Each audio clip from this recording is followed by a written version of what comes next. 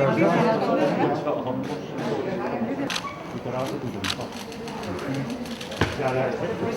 si metes eso en plano. Sí. Los edificios también. Los edificios no sé si cambian. Muy bien. Muy buena foto. Bueno, esta parte é a parte da cerámica dentro. Temos un rincón aquí que pidas, non sei, que aparece ser Porto Carrera, non sei. Son cerámicas de varias etapas de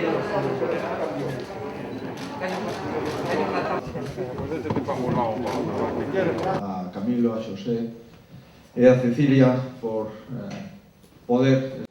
Está claro que estamos ante a estrea dunha exposición nunha cidade galega 1000% como é a Coruña, que é un fito relevante por moitísimas razóns.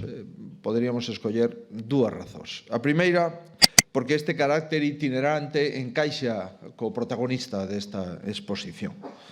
Realmente, casi non houbo espazos de intelectualidade que non tiveran o selo de Isaac Díaz Pardo, xa fora o arte, algo moi importante, a industria cultural, os asuntos públicos, o que acontecía en Galicia, o que afectaba a vida dos galegos, un pensador actuante durante toda a súa vida. E dende esas xanelas Díaz Pardo sempre miraba a Galicia, pero miraba a Galicia porque, mirando a Galicia, o que intentou é transformar a súa vida por Galicia.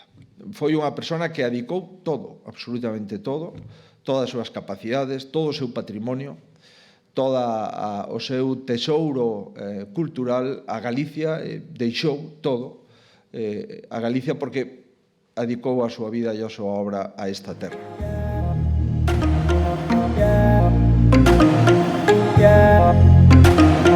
Yeah.